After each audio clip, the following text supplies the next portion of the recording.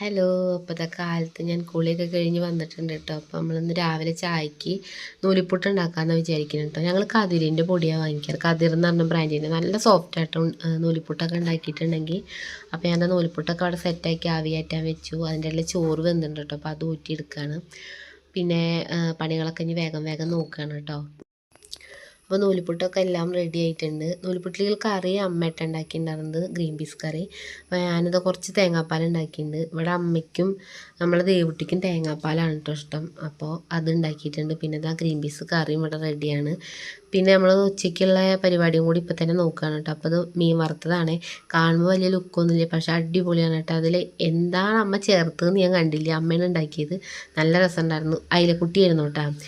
പിന്നെ അതാ മീൻ കറി ഞാൻ വേഗം വറവിട്ടെടുക്കുകയാണ്. അതിനുശേഷം ഞങ്ങളുടെ പിള്ളേരും ഒക്കെ കുളി കഴിഞ്ഞ് വന്നപ്പോൾ ഞങ്ങളെല്ലാവരും കൂടെ ചായ കുടിക്കുകയാണ് കേട്ടോ. ദേവുട്ടിക്ക് തേങ്ങാപ്പാൽ ഒഴിച്ച് കഴിക്കാനാണ് കൂടുതലിഷ്ടം. കറി തേങ്ങാപ്പാലില്ലെങ്കിൽ മാത്രമേ ആൾ കറി കൂട്ടി കഴിക്കുള്ളൂ. എന്നാൽ പാറുട്ടിക്കാണെങ്കിലോ തേങ്ങാപ്പാലാന്ന് പറഞ്ഞാൽ നൂൽപുട്ടേ വേണ്ടാറുന്ന പോലെ കറി ഉണ്ടെങ്കിലേ അവൾക്ക് ഇഷ്ടമുള്ളൂ. അപ്പം ഞാനാണെങ്കിൽ രണ്ടും കഴിക്കും കേട്ടോ. ആദ്യത്തെ ഒന്നോ രണ്ടെണ്ണമൊക്കെ തേങ്ങാപ്പാൽ ഒഴിച്ച് കഴിക്കും. പിന്നെ അപ്പം തന്നെ എനിക്ക് ഒരെണ്ണമെങ്കിൽ കറി കൂട്ടി കഴിക്കണം, അല്ലെങ്കിൽ ഒരു ജാതി മത്ത് പിടിച്ച പോലെയാണ്. ഈ രാവിലെ തന്നെ മധുരം കഴിക്കുമ്പോൾ എന്തോ ഒരു ബുദ്ധിമുട്ടാണ്. എന്നാലും തേങ്ങാപ്പാൽ കഴിക്കാതിരിക്കില്ല, ഇഷ്ടമാണേനും. വൈകുന്നേരം എത്ര മധുരം വേണമെങ്കിലും കഴിക്കും കേട്ടോ. അങ്ങനെ ചായ കുടിയൊക്കെ കഴിഞ്ഞു. നാളേക്കുള്ള ഇഡ്ഡലിക്കും ദോശയ്ക്കുള്ള അരി വെള്ളത്തിലിടുകയാണ് കേട്ടോ. അപ്പോൾ അത് ഇതാ കുതിർത്താൻ വേണ്ടി വെച്ചിട്ടുണ്ട്. പിന്നെ നമ്മളത് ഉപ്പേരിക്ക് കുറച്ച് മുതിര ഇരിക്കുന്നുണ്ടായിരുന്നു. അപ്പോൾ അത് ഒന്ന് കല്ലിങ്ങനെ അരിച്ചെടുക്കില്ലേ, അത് ചെയ്യാണ്. എന്നതിൻ്റെ ശേഷം നമുക്കത് വേവിക്കാൻ വെക്കണം.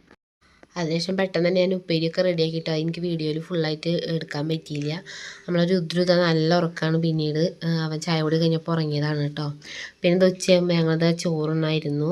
നമ്മളുടെ മീൻ കറിയും മീൻ വറുത്തതും പിന്നെ നമ്മളുടെ മുതിര ഉപ്പേരിയും അച്ചാറും ഒക്കെ കൂടിയിട്ട് ഞങ്ങളത് ഊണ് കഴിക്കുകയാണ് കേട്ടോ. മുൻപൊന്നും ഈ മുതിരപ്പേര് തീരെ കഴിച്ചിരുന്നില്ല കേട്ടോ. ഞാൻ കല്യാണത്തിന് മുന്നേ എന്ന് പറയണ പോലെ വീട്ടിലൊന്ന് വെച്ച തൊട്ട് നോക്കുക പോലെ ഒന്ന് കഴിച്ച് നോക്കുക എന്ന് പറഞ്ഞാൽ പോലും ഞാൻ കഴിക്കില്ല. എനിക്ക് അത്ര ഇഷ്ടമില്ലാത്തൊരു സാധനമായിരുന്നു. പക്ഷെ ഇവിടെ വന്നതിന് ശേഷം മുതിരപ്പേരിയൊക്കെ നല്ല ഇഷ്ടമാണ് കേട്ടോ.